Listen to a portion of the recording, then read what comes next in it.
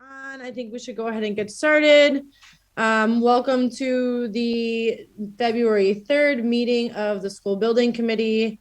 Obviously, just to reaffirm that this meeting is being recorded so that everybody is aware. Let me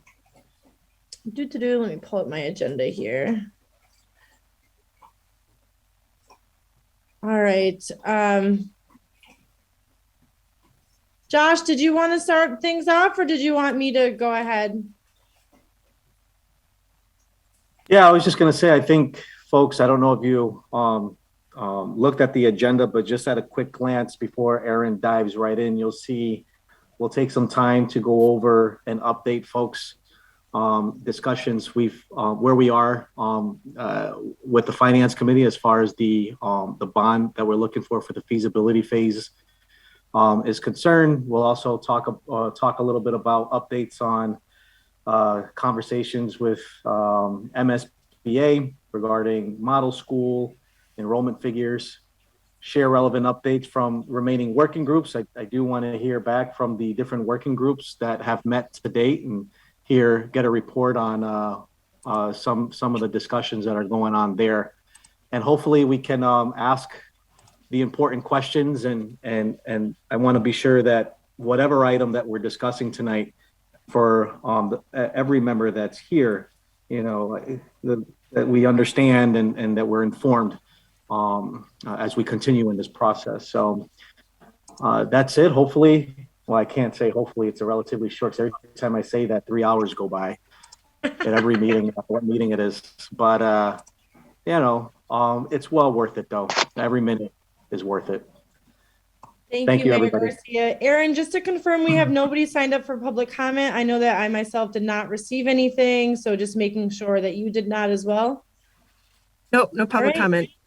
All right, great. Moving right along then. So update on the City Council's Finance Committee meeting and any other finance working group updates. So I'll give you guys a quick update about our meeting, and then Mr. Yost, if you have anything you'd like to add regarding finance. So we met with the City Council. I feel as though we were able to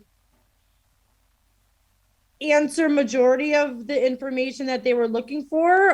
The one thing that they're still looking for more clarity on, I guess, is the city's financial position, which of course is not this committee's purview to figure out. So the counselors asked for Cinder, who is, I don't know her exact title. She's not the auditor. Is she, Jeff, the auditor? She's the bond counsel. Bond counsel, sorry.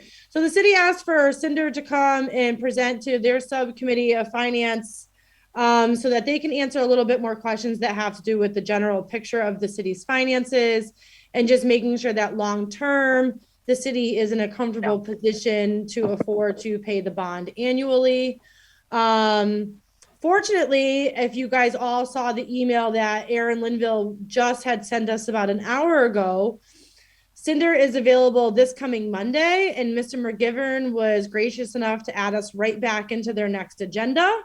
So we're second on the agenda, which is great because for those of you that may not know, we were there until 10 p.m. This past week, and with our subcommittee finance meeting starting at 5:30, I 5.5 hours of meetings that night, but that's okay.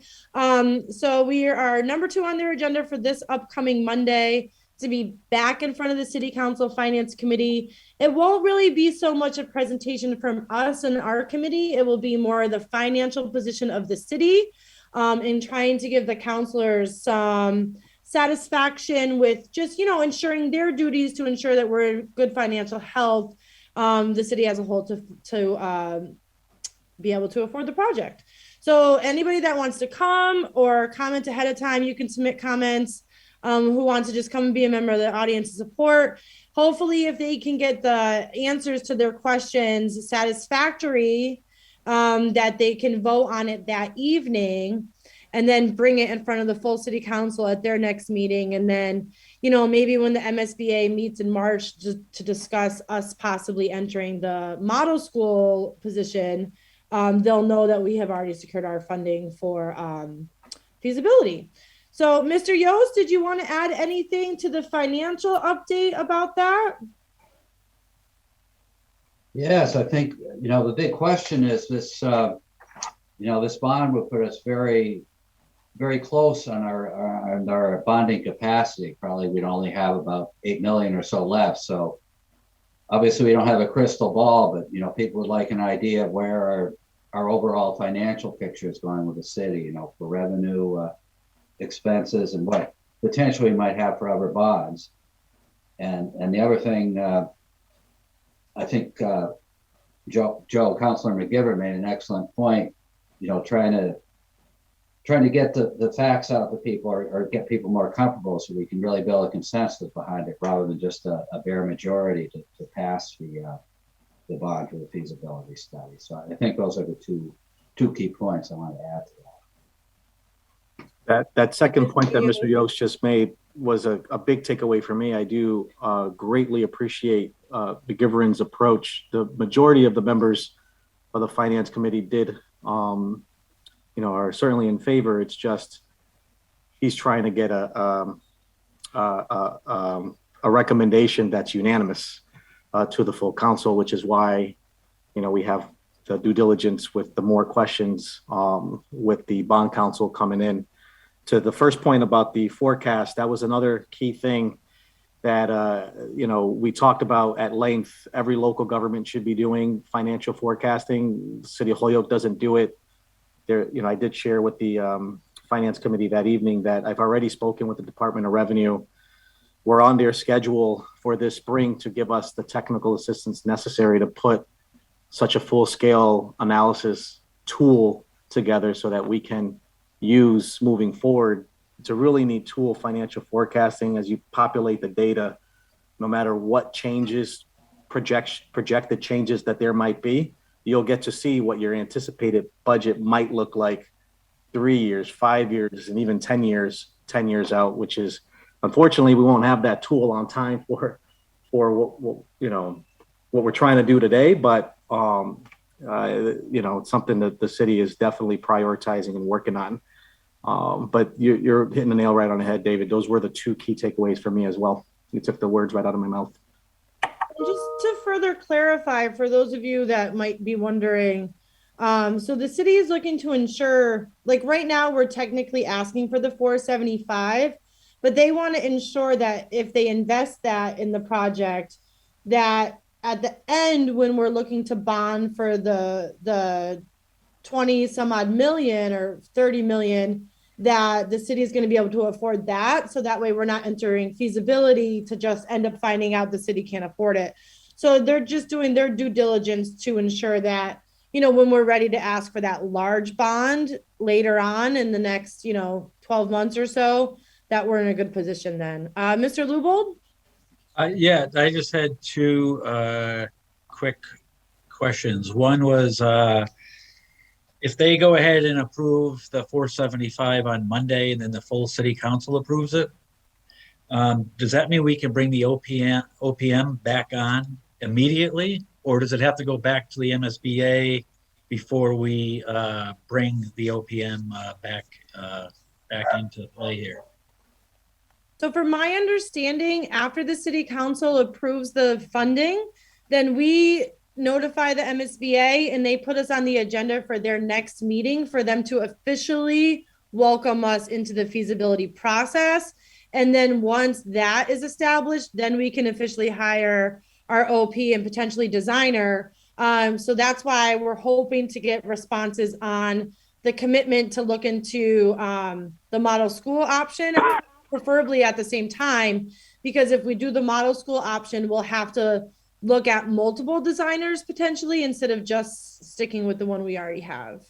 Right. Okay. Thank you. Yep. Raina? Hi, thank you.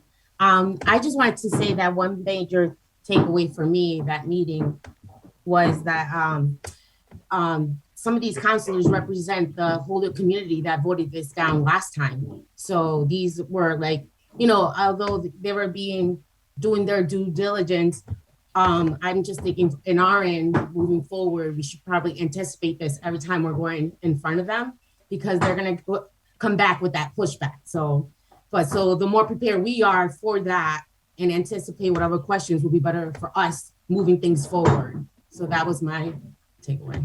Thanks. I do think, oh, Thank sorry, you. I don't want to cut. That's okay. Go ahead, Mayor Garcia. Well, I just respond. I do think that there is a strong desire from all counselors, Raina, to support this project. Yeah, I think each of the counselors just, brings a set of perspectives. And so as long as we're prepared and doing what we can to help, de-escalate the concern as much as possible, the better off where the chances increase on getting the support we need. So I don't think the requests that are coming in are necessarily unreasonable. Right. And I'm glad that this group and you guys, because after that night I went home, I thought about it over. I woke up in the morning, I kept thinking about it over and over. This group intentionally, I remember around December, November, when we were planning out the council agendas and how to get, you intentionally put this in this early specifically because we knew. So the good news is that there's time, to play this and address these accordingly. When we start to get nervous is when we start pressing up against that time and we're still doing this. But I, for the most part, think that there's a sincere desire to want to do this. We're just trying to get all the dots in the right place. That's all. Councilor Tallman. Yeah, thank you. Sorry for being a bit late for the meeting. It was an excellent meeting last Monday, and I'm looking forward to the one Monday night coming up. But we, as counselors, we have to look at everything. We have to look at the costs. We have to look at, I think the key is trying to just get my the colleagues that I work with on board that this is the first step. The 475 is to get it into the study. And I think, people are looking ahead too far, saying how much it's going to cost and where we're going to build it and what's it going to, and that's good, to think about that. But right now, I think the main thing is trying to pass this 475. And as the mayor was there that night looking at, is there any way that if there can be assistance with ARPA funds or CDBG funds to try to bring that cost down a little, because, it is almost $500,000 and it's a lot of money. It's taxpayer dollars, and we have to look at that. But this is the first step, and I'm glad this was brought up to the Finance Committee early on back in December, because here we are already February, and we're looking at can we get it done this Monday, or is it going to wait another finance meeting? I know Councilor McGivern put another meeting at the end of the month. I believe it's the 28th. So to try to resolve this, but I know he's got it on the jacket for the second item, and I'm sure it'll be a healthy discussion. And with Cinder, Cinder there, I think is going to be very helpful. I mean, a lot of us got the sheets with the pay down and what it's going to cost, and I think that's a big part of it too. What is our, that's one thing we were trying to figure out that night. The finance meeting with the school building and the finance meeting with the council is, what's the range? How far can we go into our debt? And as she said last year or the year before, there is room, but how do we know what's going to happen? We can't project what's going to happen 10 years from now. And the other key item, I think, is the 500,000 and trying to let the council understand that that's not like the school is going to pay 500,000 of our bond of our, say, 1.9 million. They're going to be offset. It's going to be like a credit, to the city of Holyoke, which will help, free up some of the money so we can pay that, that bond over the period of years. But I'm looking forward to Monday night and a healthy discussion. And, we have to look at everything. And the 475 is a lot of money. I agree. And Councilor Jordan has some great comments and Councilor Puello about, this is something that it's an investment. If we don't get invited back in, that money's gone, so, but this is a first step, and it's an important step to get this moving. And hopefully we can take care of that Monday night. Thank you, Mr. Tallman. Mr. Yost? Yeah, just to follow up on Raina's and Pete's comment. I can say definitely, the leadership in opposition to the project last time was entirely about affordability. It had nothing to do being opposed to schools. And I think I can, say anyone's comments notwithstanding, I think everybody on the council now is in favor of the school. It's just a question of the due diligence, being able to afford it. And then as far as the, paying for the feasibility study, it's really a backwards process. We're being asked to make a down payment before we even know what the cost is. So that's, it is kind of putting a lot of money down without really having all the information we know if this is going to work affordably or not. So that's really, I think, the kind of the stumbling block on this.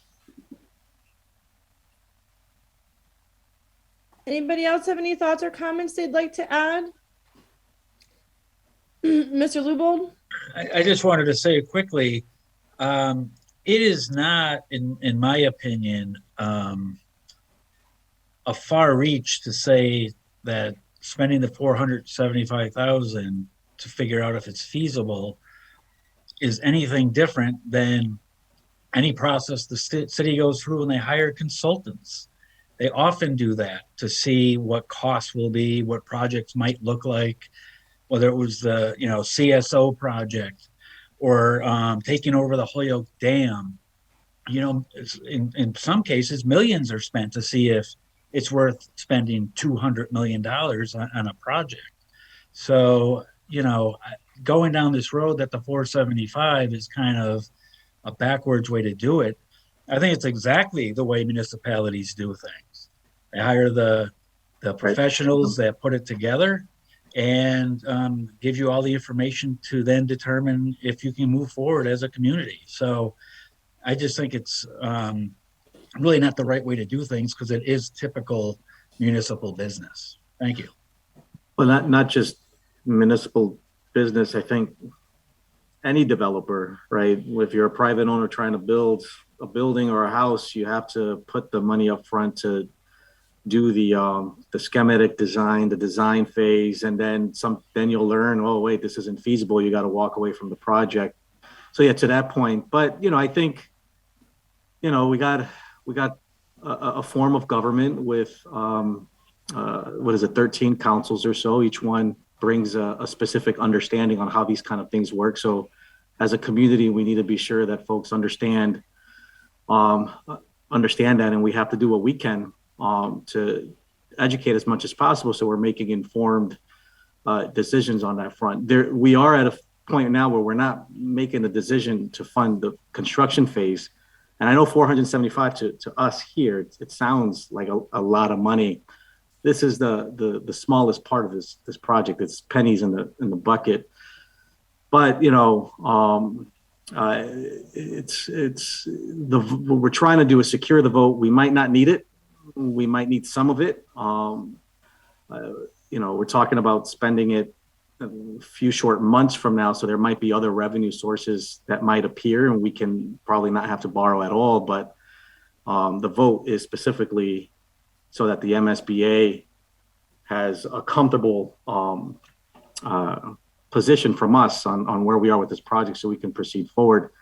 But as a community, we gotta do what we can to get folks to understand and bring people together to understand, so that we feel good about the direction we're going. The good news is, like I said, is that we have a little bit of time here to do that. So let's do all that we can to make it happen.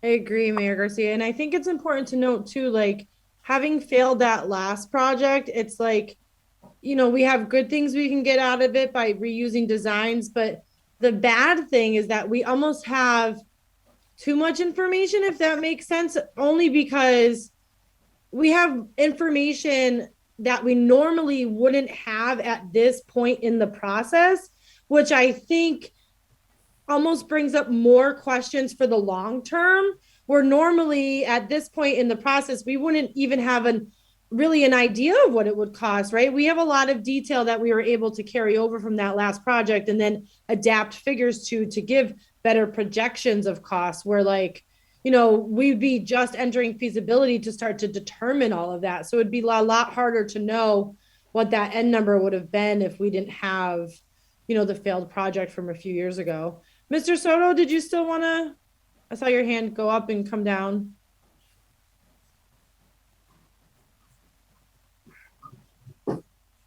Thanks, Mark, for everything you've said. I feel like I haven't been able to articulate this, and I think Mark mentioned it in the meetings. I think one of the things that continues to be important from to the council, I believe that I haven't been able to articulate is, you know, I have heard from several counselors about like things potentially happening in the future in the city, and then us not being able to afford it. I just want to keep at the forefront the thought that like things could potentially happen where, you know, PEC isn't an option anymore, and we're stuck trying to figure out, you know, how we come up with $80 million to have a middle school with no reimbursement. Mark, I know you mentioned it, but every time I hear a counselor say, you know, what if something happens in the future? Like the thing that I'm thinking about, and obviously I'm the superintendent, is what if something does happen in the future, and we aren't able to move forward with this project, and then the city is stuck with figuring out how to, you know, how to build a new school without MSBA support. I appreciate that you made that point, Mr. Lubold, and I just hope that that resonates with. I don't think it has resonated yet, but I hope that throughout this process we continue to highlight that as a potential issue that we could be facing in the future, along with like fire trucks and police things and different things the city. Like, I want to make sure we don't forget that that is also a potential problem that happens in the future. Thank you for that, Mr. Soto. I think that's a very good point. And, you know, we have to stop putting education in our city's students last over every other thing that the city's financially responsible for. If nobody else has any other thoughts or comments on this particular topic, we're going to move on to the next agenda item. All right, so update on conversations with the MSBA and model school enrollment figures and any other building design working group updates. So as you guys can see, there's a presentation attached there. And then she says to reference slide 2. So Mr. Soto, do you have any thoughts that you'd like to add to this particular section?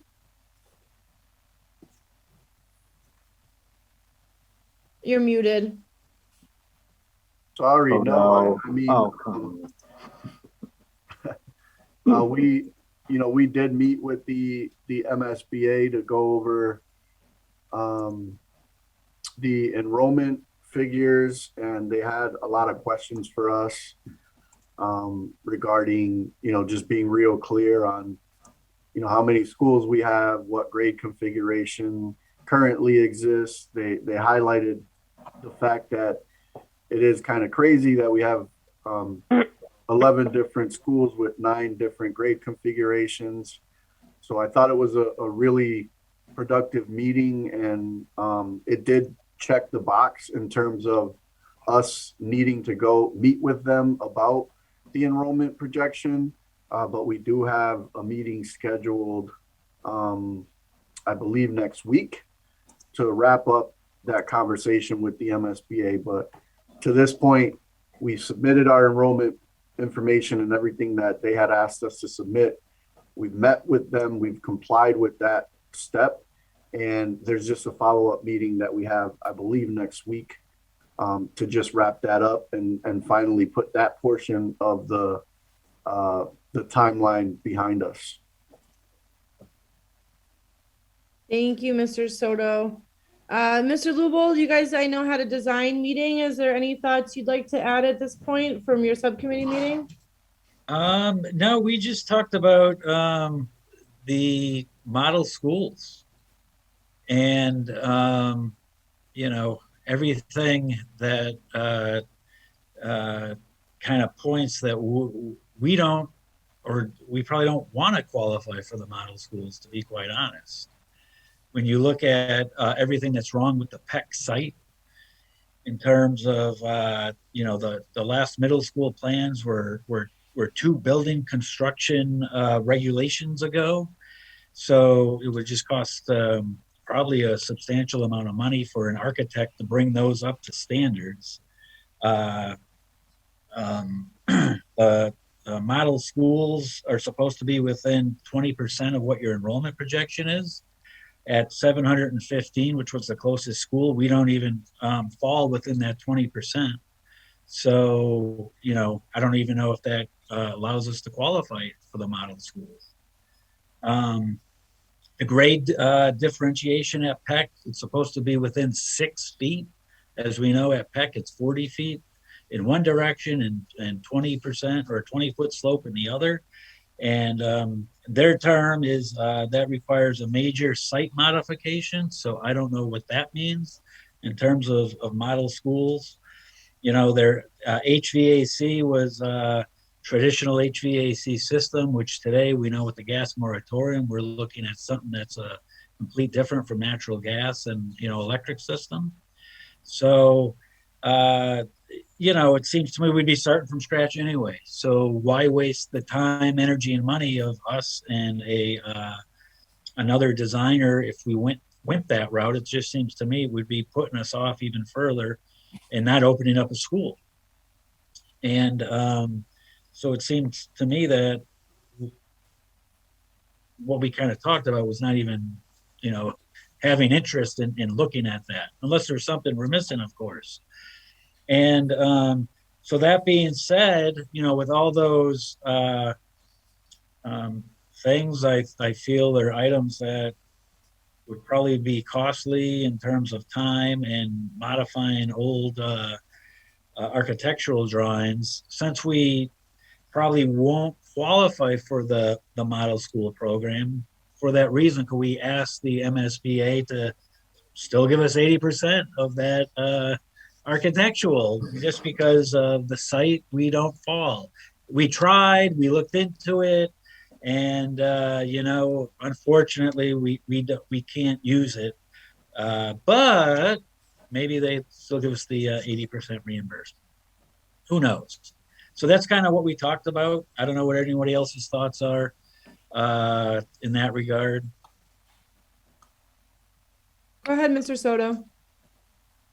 Yeah, I mean, I got to admit, a little alarmed when I saw the information that Whitney and you all put together on the model school. So, you know, I think that our approach should be to, you know, let them go through their meeting in March. And, you know, I don't know so like part of this process is not knowing how the model school process differs from the direction that we were going in. But I know that, you know, they were very excited, the MSBA was, to, if we were able to participate, and they would, you know, provide reimbursement. What I don't want to do, and I think I said it in the meeting, is I don't want anybody to be able to come back to us and say, hey, why didn't you guys look at the model school option? It could have saved us money. Because to me personally, I'm indifferent. I think Linda Vacan asked if I was like hinting towards like not wanting it or wanting it. And honestly, like I don't have a preference as long as it supports our educational plan. We could save money in the process. I'm all about it. You know, I'm not trying to lean one way or the other. I just want to make sure that the community knows and the city council knows that we're willing to be flexible and we're willing to explore opportunities to make this, you know, feasible. Yeah, I agree. Even if the option doesn't work, at least we looked into it. Mayor Garcia? Let me lower my hand for a moment. So yeah, I know Anthony, yesterday when you were like sharing information, like for example, there were only 3 model schools. Where are you? Did I lose them? That's correct. 3 middle school model schools. And then it was like one was for 700, the other one was for 1,000. Another one, is that what the situation was? Yes. Yeah, there's 3 designs, and those were the enrollments of those designs. Am I right, Mark? Yes, that's correct. and we want to like, well, to Mark's point, if we were to go to the model school, we'd have to take one of those and scale it to the 550. What if Correct. we just went with the 700 students or something like that? That's not an option, I'm assuming, or I we're think that would dead set on increase- 550. I think that would increase the cost of the project for sure, And so, because it would Okay. increase the square Right. footage right. significantly. We're not trying to run a school. Even though the costs increase, does it scale or hover around the costs for 550 students if we were to build new? I doubt it. I don't I know mean, the the- answer to that. Cost is the cost per square foot. You know, we don't get a break The square because to- it's The square footage cost apparently was supposed to change if we go model school. So now I don't know. you I don't. It's not get my the savings in Yeah. you really only get the savings, I think, the way I understand it, in To the the art, yeah. architectural fees, because now they're not Yeah. spending as much time and effort, into So into that part of it. So to this point, Anthony, I'm wondering if it's worth bringing this information back to the gentleman. What's his name again? I keep confusing. Jack McCarthy. Mr. McCarthy, and see how he responds. And I'd be Yeah, curious to I know. think we could email him and say, hey, look, we did our own like investigating on this model school process, and 'Cause he may agree, or he might know something we don't know. yeah, he might know. Yeah, absolutely. He said he sat with his team. You were there, Yeah. Todd. He said, I sat with my team and we looked at these, your situation, and we Well, looked at the model school. Let's and we- compare. Let's compare our notes. Let's bring this information back to him and see what we get. Yeah, see what we're not seeing or what we're missing. Yeah. Gentlemen, don't we have another call set up with him already for the near future, or is that not till March? It was going to be after his March meeting, but we can certainly reach out Okay.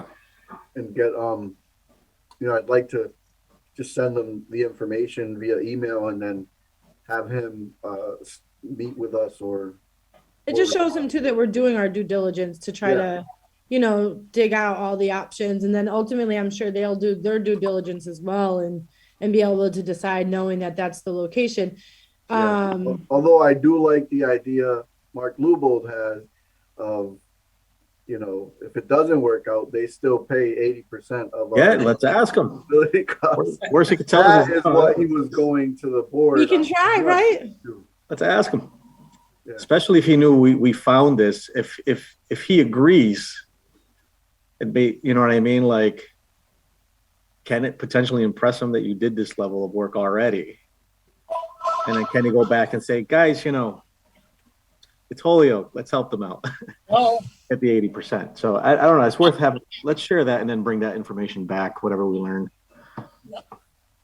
Sure. All right. that Anybody was else pretty have any? much. That was pretty Sorry, much. go ahead, Mr. Lubold. I was just going to say that was pretty much what our meeting was about, what we talked about, and That's good. Very good. so. All right. So if there's no other discussion on that, Can I just go back? We didn't have really when Mr. Soto had talked about enrollment projections and that stuff. I just had a quick question. Yeah, sure. If those, Excuse me, real quick. Mr. Anderson, could you guys mute yourselves? Because I think Mr. Collins on the phone. I He's can't off hear now. him. Thank Okay, thanks. he was Thanks. calling Go in ahead, that Mr. pizza, Lubold. I think. When will those enrollment figures be released, or does that also have if there's any school reconfiguration proposed or anything like that? I'm not sure what goes into those enrollment projections.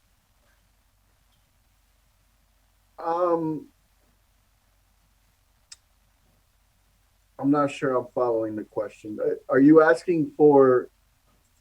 Well, no, you said you had What submitted is it that enrollment we projections submitted to to the them? state.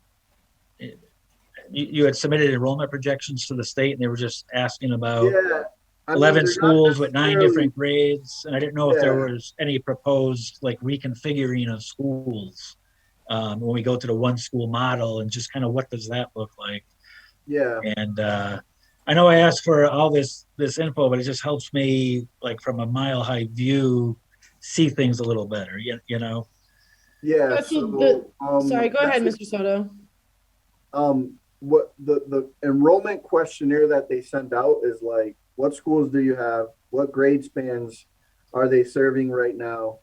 What what's the enrollment in them? And then how does this project fit into your existing? So that does tie into my what we're going to be presenting a little later is we do have to redistrict and rezone Okay. to move into an elementary and a middle school and a high school model.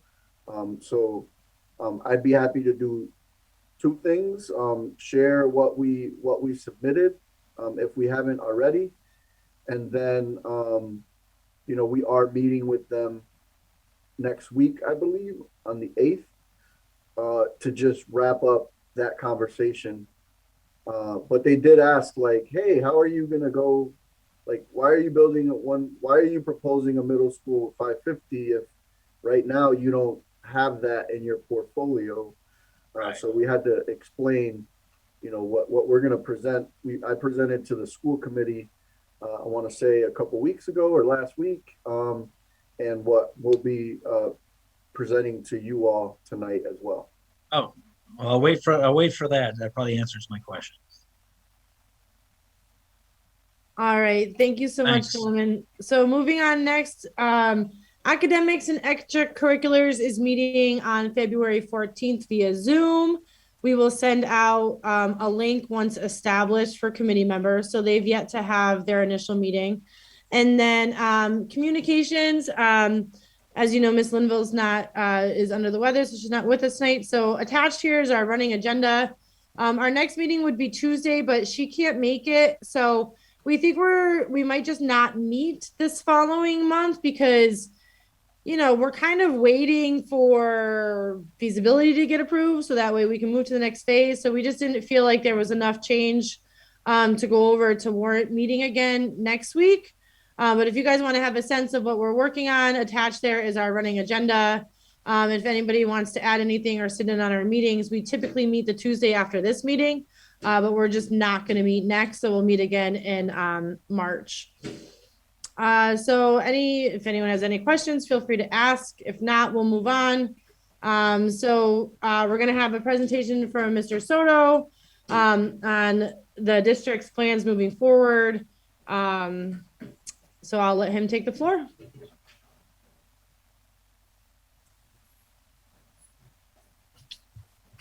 The presentation's attached on that blue link in the agenda if you guys want to pull it up. I don't know how to screen share. Maybe Jackie does. Yeah, Aaron, I was just going to say, Anthony, I can screen share for you. You're muted, Anthony. I said that would be awesome. Aren't you used to Zooms yet? Come on. That would be awesome. Thank you so much, Jackie.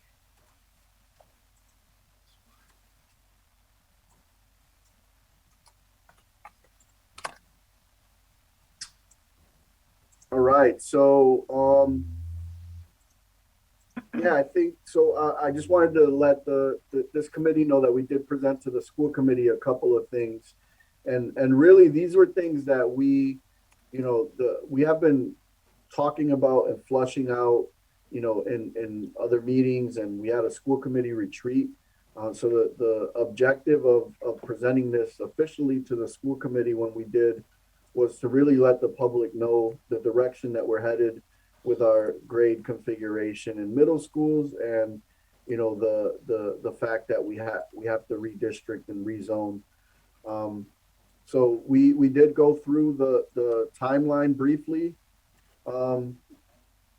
with the committee. If you go to the next slide, we just went through this timeline, which you all are familiar with, so I don't think we need to cover that. We went through the next slide here that said, it shows where we're at in the project and when we go to the committee. This is all stuff that you all had seen already. And then really the meat of the conversation went to, the elephant in the room. Which grade configuration is the school department headed in? Are they going with a three three grades of 5 to 8, or three schools of 5 to 8, or two schools of 6 to 8? So that was a conversation that we had, at the retreat. We've had the middle school collaborative study. We've been getting input from principals. We got input from cabinet. We got input from the teacher advisory group.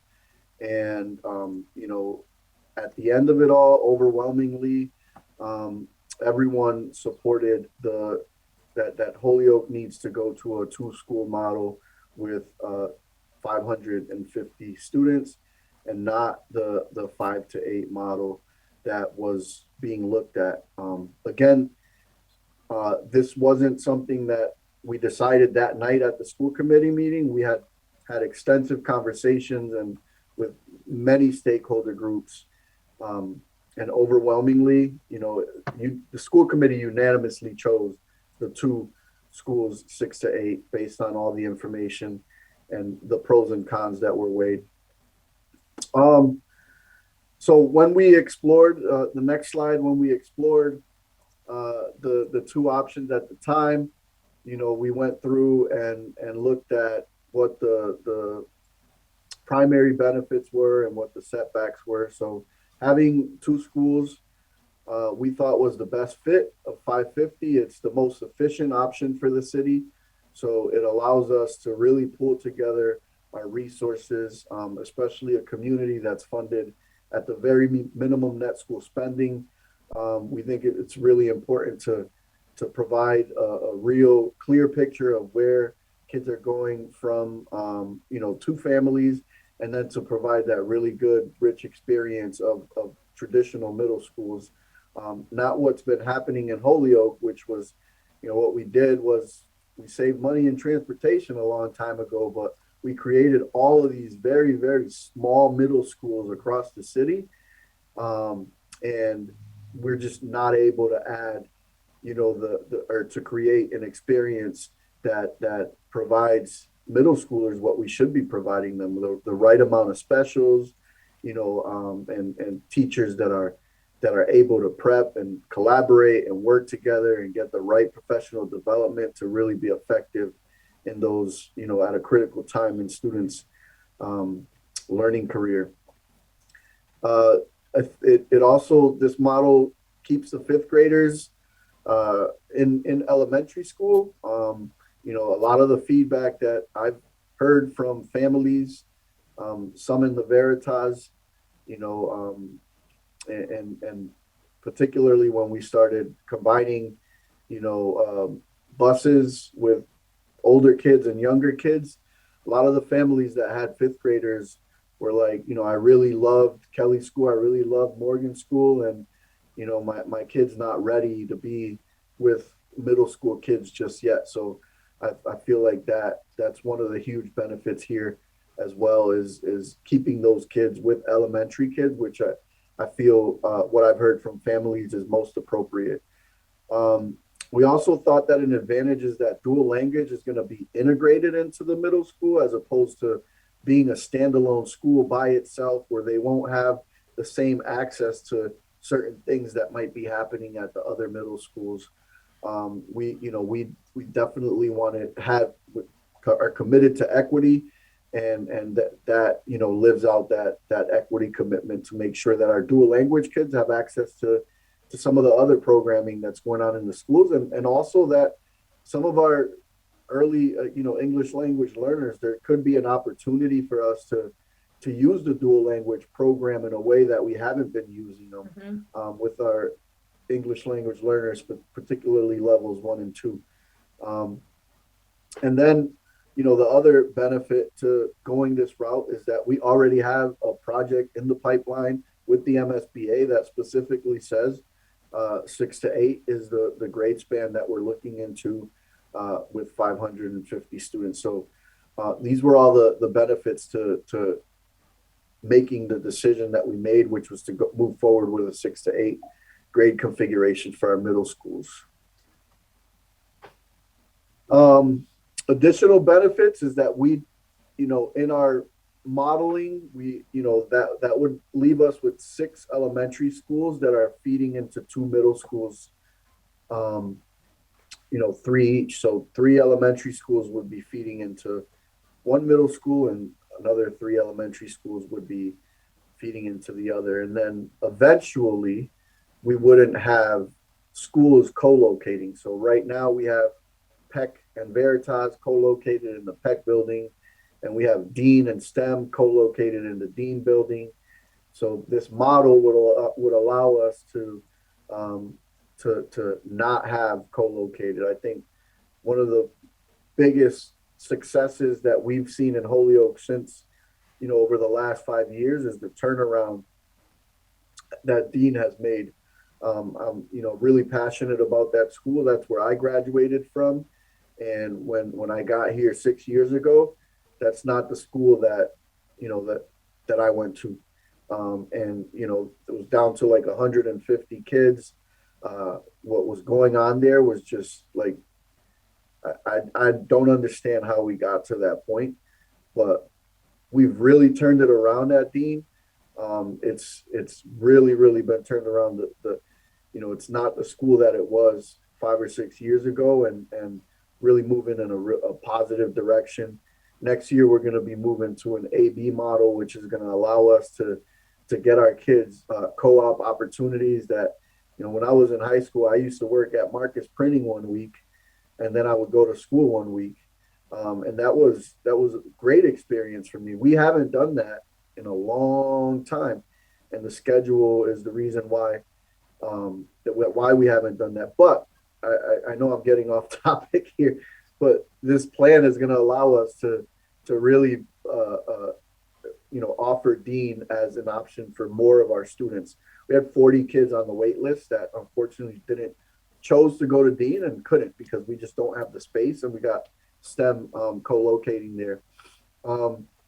We also feel this option aligns our curriculum. We could have consistent curriculum across K2 grades, 3 to 5 grades, and 6 to 8 grades, and then have our grade spans big enough to be able to provide Java-like training and have our teachers really team together and plan and really just align the curriculum. It is 3 grades is a tighter development span, so I do know that the transition will come a little quicker. But having gone through it myself, I think that 3 grades is appropriate to get them ready for high school. And then we also think that this naturally it's easier to collaborate and coordinate with the high school, having the site over there in Peck.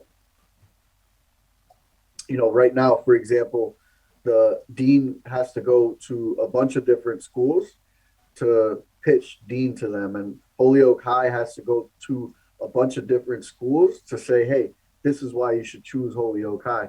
But if we have 2 middle schools, it's really 2 locations where we could really partner with those middle schools and create a solid plan, transitioning them from 8th to 9th grade.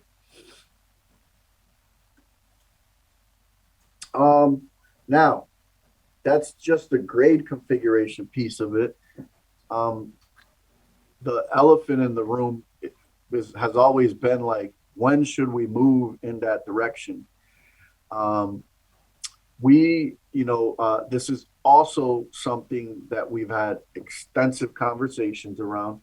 We've met with principals. We've had, several meetings with the school committee. We had a school committee retreat, and there were 2 options thrown there. Like, we could wait and drag this out till 2026, potentially when we get a new building, or we can make this change and really finish what we started. I want to make that point really clear. Like, we've already started moving in this direction. We have STEM now as a middle school. We have Morgan and Kelly that used to be K-8s. They're now an elementary school. And then we've created Veritas as a middle school as well. So the two K to 8s that we have left are McMahon and Sullivan. So it's really just finishing what we started. So ultimately what we decided is the fast track, really like, let's do this. We've been talking about it and we've been doing it. But it's time to move in that direction, whether, and whether we get a new building or not, that's the direction that we need to move in. What I won't be able to answer by the end of this meeting is which buildings are going to be middle schools and which students are going to be moving into those buildings, right? I know that that's a huge question that like creates a lot of anxiety, and people are wondering, like, all right, what's going to be the middle school? What, and what students are going to go? What programs? We know that that's the direction we want to move in, but we think that it's important to get input from the community and go through a real process of engagement to land on a decision. And that's not something we're going to do by the end of this presentation. So as in previous presentations, and even today I talked about the challenges of having small K to 8s and all the efficiencies that or the inefficiencies as a result of having these smaller schools throughout the city. But we do have a vision for where we want middle schools to go. We want to make sure that there is alignment, that enrollment and educational programming is strategically placed within the physical footprint of the HPS portfolio and school buildings. We want to make sure that effective supports for students and staff are in place so that we can, and ultimately increase student outcomes and learning. Equity is going to be at the forefront of like how we make these decisions. I'm totally committed to that.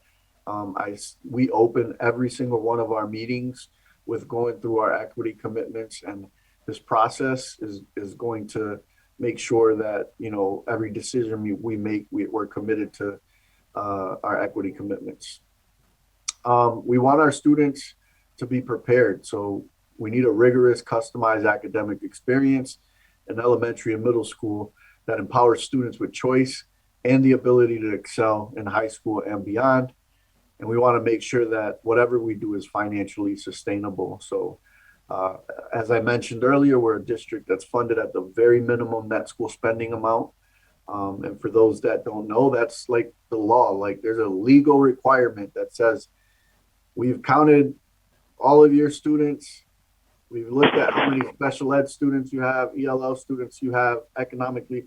And this is the minimum amount by law that you have to spend on education, and that's what we're funded at by in Holyoke. Don't we actually have a waiver to be able to give even less than what is required, Mr. Soto? There's not a waiver, but there's a penalty if you don't spend, if you go above 5%. So if you spend below net school spending by 5%, the city gets a penalty. And then they're at risk of not getting this Chapter 70 money, which is 88% of our budget, right? So we end up getting about $90 million in Chapter 70 money from the state, and then the city only has to come up with $11 or $12 million to meet that net school spending requirement. But what ends up happening is if we don't meet net school spending, the state just tags it on to the next year, Aaron. So they say, all right, you didn't meet it, but you didn't give it to them now, but you got to give it to them next year. So the requirement goes up by the amount you're short. But there's no waiver. I haven't heard of a waiver. I don't know of any districts that have gone that route. And I hope that, we're never in a position where we're trying to fill a waiver to spend less than net school spending. Next slide is, thank you for pulling it up. So here are the commitments that we make in this process. I know we're not going to have answers to those key big questions that are probably on people's mind. But we are committed to developing a plan that's going to work with or without a new building. We want to make sure that we're transparent about the process by which decisions are made.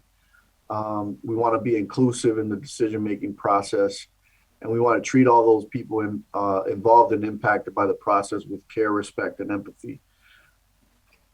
And as I mentioned, live out our equity commitments.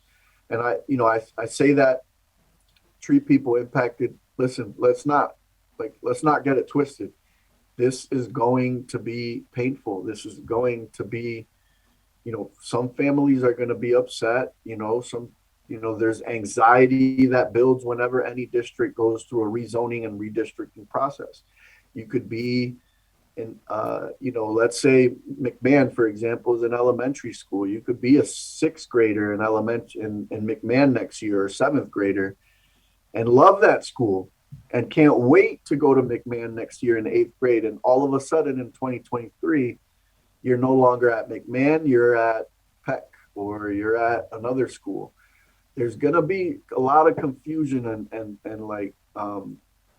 hurt feelings around that. Or you have, you're a parent that has a second grader at McMahon and a sixth grader. And right now you can drive them both to school and it works out great because you can then just go right to work after that. And now the following year you have your kid at McMahon, and then the sibling is at another school.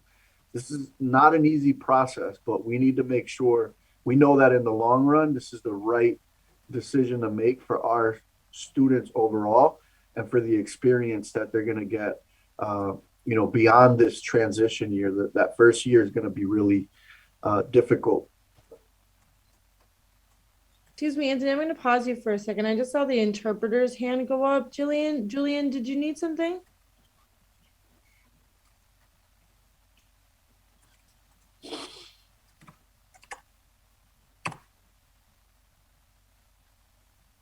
Is it Julian? Did you need something?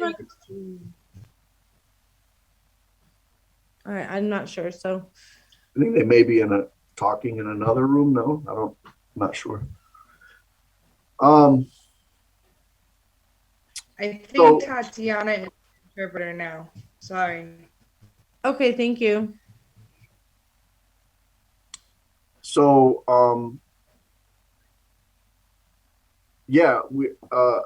we could move on to the next slide.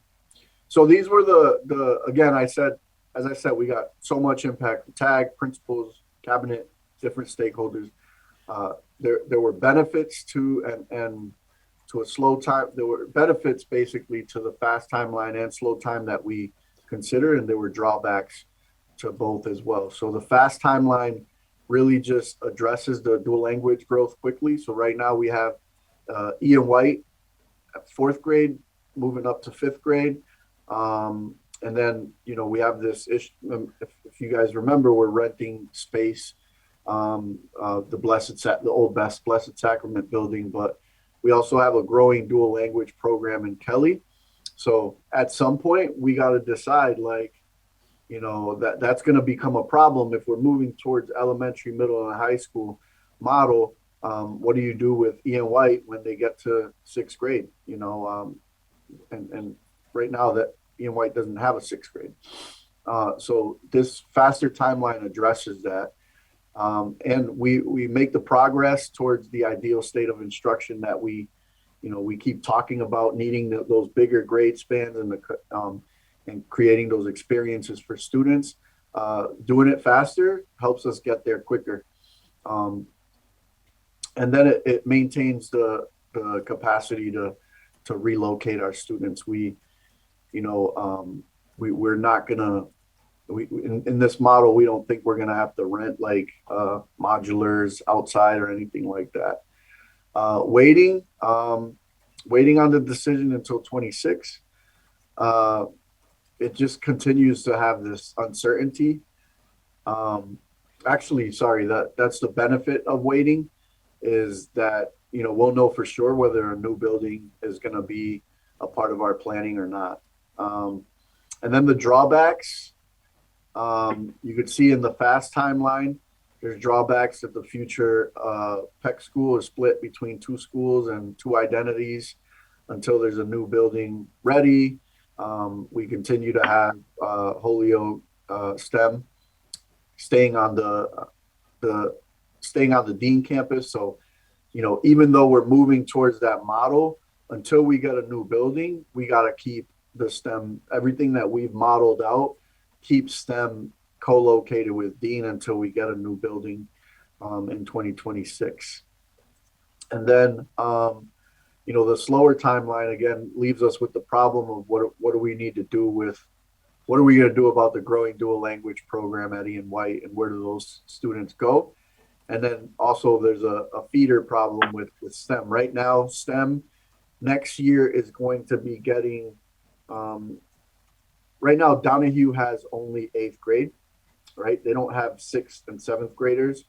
So Donahue's 8th grade is going to be going to STEM, and then Ian White's 5th graders are going to be moving up to STEM. So that creates a big enough 6th grade to create a middle school experience for students. But the following year, there's no Donahue feeding into STEM anymore. So we would have to figure that out. We keep these inefficient, smaller schools for longer in this slower timeline, and there's just anxiety and uncertainty for like what direction we're headed for a much longer period. So,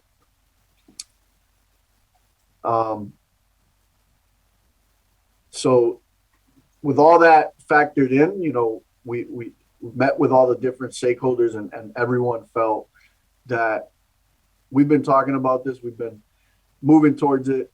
We have to select the faster timeline and just make sure that, we plan it well. We have a lot of time right now I wouldn't say a lot of time because time just really, really flies by quick.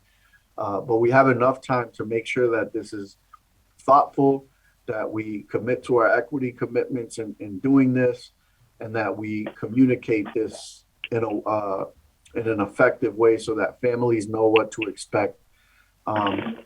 So what the timeline looks like is between May and October, we hope to get a lot of input on how we should redistrict and rezone.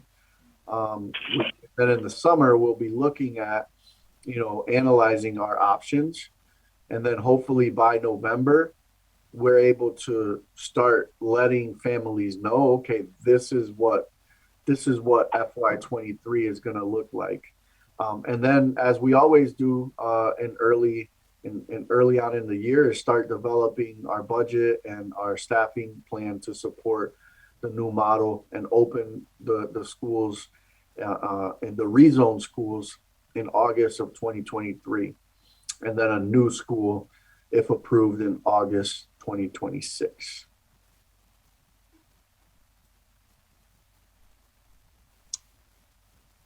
Last slide is, are there any questions or feedback for us? Thank you for that amazing presentation, Mr. Soto. Does anybody have any questions or anything they'd like to add? No? So as the school committee representative, I would just like to add that, we strongly felt like the time was absolutely like yesterday to try to get this stuff started. And, I think looking back on where our district is, having gone from a middle school district to a K-8 district has certainly impacted our district in a negative way. And this is something the school committee has been talking about since the 2 years I was on prior to receivership. So there's going to be lots of public information sessions, lots of communication. And, like Mr. Soto said, in the long run, there's going to be parents upset, but it's helpful for this committee to have seen the presentation and understand like the long-term goals for the district and how, after that initial pain, how it will benefit all of our students and our city as a whole for the long term. Mr. Tallman? Thank you. Mr. Soto, I just a quick question. I was talking to somebody today discussing about the PEC or the Veritex school. If that's where the building's going to go and the new building, middle school building is designed there and built there, where do those students go to? Or is there a call for that yet? Mr. Tallman, that was at the beginning of the presentation. I had two questions up that I said we weren't going to be able to answer. Oh, that's one of them? Okay. By the end of this meeting. I must have was missed one it. of them. We really have to be, I can tell you what my thoughts are, but I don't want to do that. I really want to go through a genuine process where we get input from the community. But yeah, we need to relocate our PEC students and those where those kids go. It means that one of our other schools is going to become a middle school. One that, it could be Sullivan, it could be McMahon, it could be Lawrence, it could be, it could be any school, but anyone in our portfolio. One of our schools has to become a middle school, right? And then we have to redistrict those elementary kids, and they go to to the other elementary schools that we have. I can't tell you today what school that is. We really need to go through a process. Now, I think it's super important. I'm gonna get a little closer to the camera. I'm speaking to all of our staff right now, all of our teachers. Please, if you're in good standing with Holyoke Public Schools, you have a job in Holyoke. Like, we want you to stay here. This doesn't mean you need to be worried about whether or not you have a job. You have a job here. We love you. We value you, and we want to keep you. So don't go looking for another job anywhere else in the district just because there's this uncertainty in the air around like how our school portfolio is going to be designed. So I think that's so important.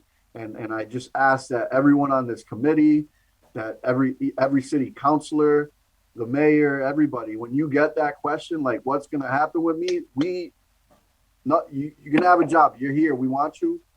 We know how valuable our staff are and how committed they are to our families. That's some of the anxiety that staff get in this process, but we need to make sure we're crystal clear in communicating that there's no intentions on like reducing staff in this model. Yeah, I appreciate that. I must have missed that early on. I did see the whole presentation. On the PEC school, and I know several people, probably people on this committee have been through that, but just a thought that maybe there can be an invitation, and maybe with Whitney, to have the council be invited to go take a walkthrough to PEC school, because I know I haven't been there in probably 10 or 15 years, and I forgot the way the setups are and the way the school's designed and the cost. You brought that up at a meeting before. I think it was like $600,000 a year in energy costs. So I think that might be beneficial to maybe have the councilors, because there's several new counselors too. And like I said, I haven't walked through that whole school. I would love to maybe take a walkthrough and just to get a better feeling for that, to let people know that this is something that I could really certainly arrange that, Mr. Tallman.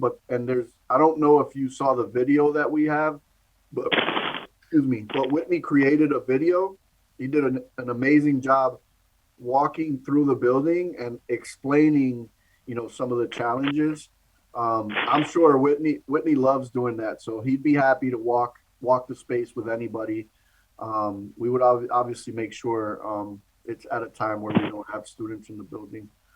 Absolutely. Okay. Appreciate that. Thank you. Mr. Canada?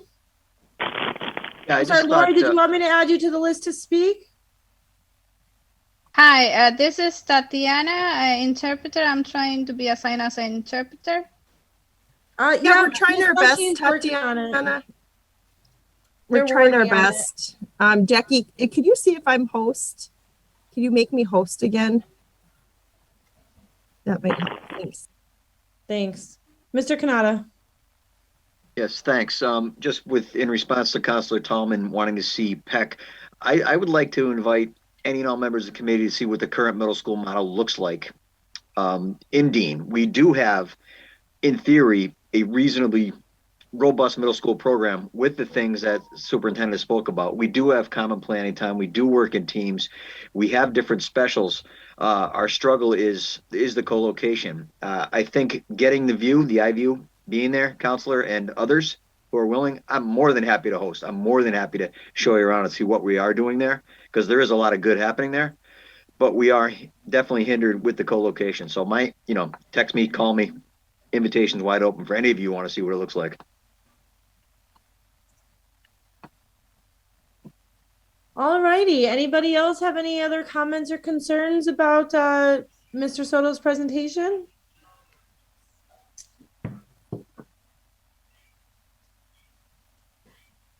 Sorry, my kid's bugging me. Wants a fudgicle. All right, so we'll move on then. So just a reminder, if anybody has not yet taken their state ethics training, that is mandatory for all voting members. Please do that as soon as physically possible if you have not yet done so.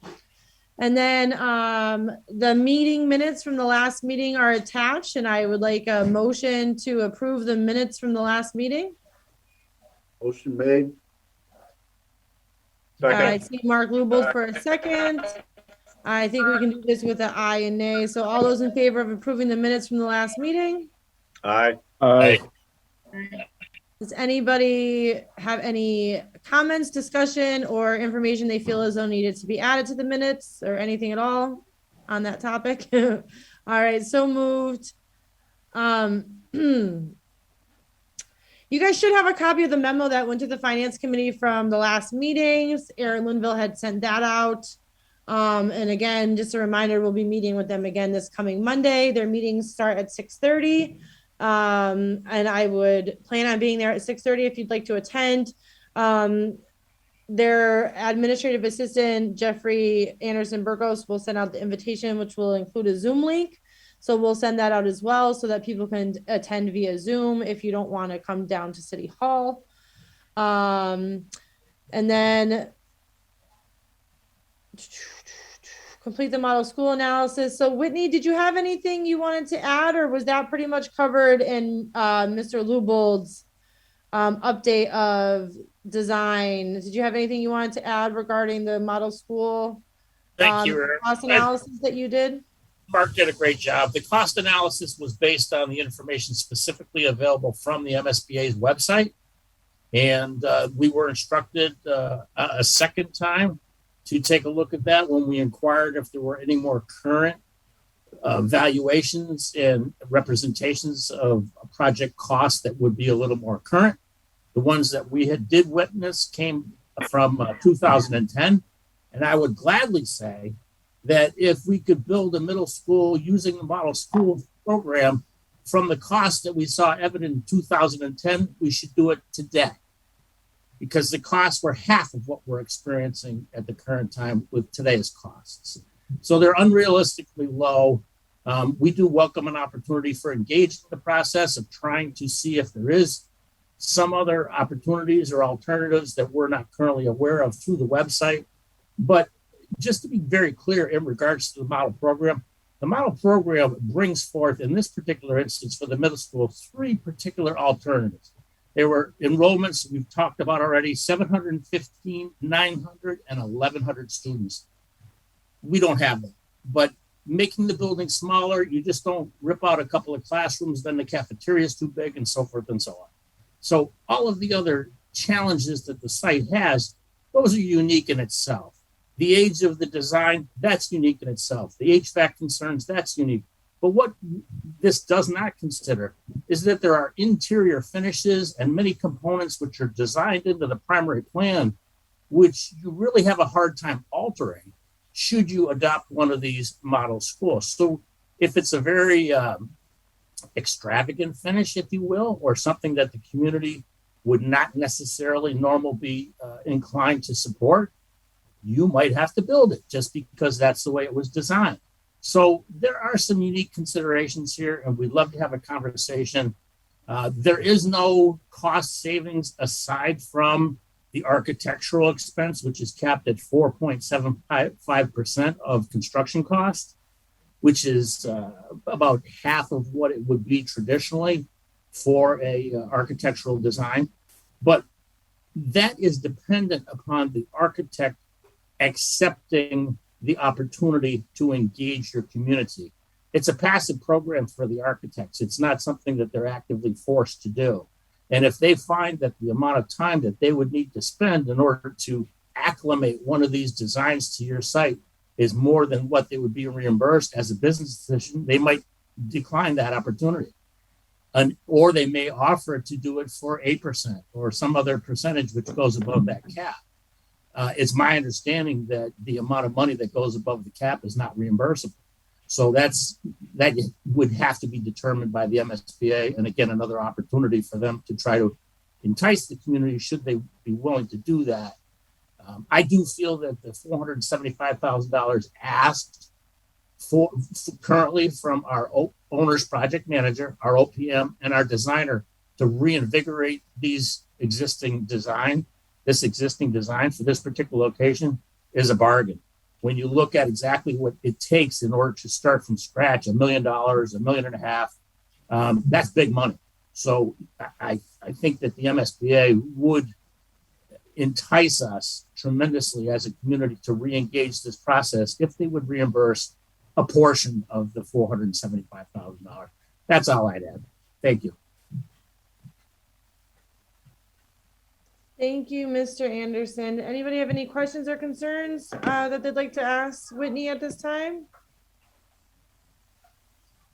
Alrighty, so clearly we did end up getting on the January 31st committee agenda, so that's no longer relevant. I just want to officially thank Councilor McGivern for his willingness to add us to his agendas on such a timely fashion. They have a very big agenda, the Finance Committee does, especially in the beginning of a new year with a new council. So I just want to thank him for being so quick and so willing to have us in last week and to have us in back again already next Friday. Next Monday. So with that being said, if anybody ever has any anything they'd like added to our agendas moving forward, you could always email myself or Erin Linville to have a topic added to our agenda. Any questions or concerns you feel as though didn't get answered, or any topics that you feel as though we haven't covered and you would like covered. I think it's important to note that, you know, the main task right now is getting that feasibility money so that way we can go back in front of the MSBA. So pending any other, anything else that anybody else needs to talk about or discuss, that pretty much does it for us this evening. Does anybody have anything at all they'd like to add on before we sign off here? Mr. Hour Lubin. and 20 minutes.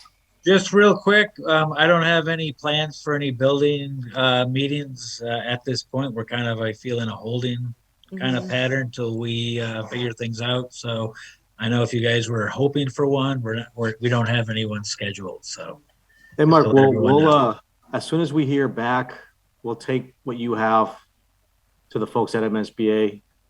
We'll get back to you, and then maybe we can like schedule a meeting sooner with you to share that information, depending on how quickly. Yeah, that would be great. And I Yeah. can't take credit for putting that together. Whitney Anderson really did a lot Yeah, the team, I of mean, work. Whitney, you, No, I know, but I could sit here and go, "Oh, thanks. That's I did a great job." But you know, it was Whitney, so I just wanted to acknowledge. So humble, so humble. All right, well, thank you again, everybody, for your time. Like I said, don't hesitate to reach out to myself or Erin Linville if you have anything at all that you would like to see added to the next agendas, or sorry, my dogs are playing, or meetings moving forward. So I'll entertain a motion to adjourn tonight's meeting. Motion to adjourn. Thank you, Councilor Tallman and Mr. Clark, who's seconded. So all those in favor? Pueyo did. Oh, sorry. Aye. Thanks, Phil. I saw like 3 hands go up. Which one caught my eye? All right. All those in favor? Aye. Any opposed? Pending none. All right. Thanks, folks. We adjourn the meeting at 7:22, and we'll hopefully see lots of you Monday night for a productive finance meeting. Thank you, everyone. Good night, everybody. Good night. See you Monday.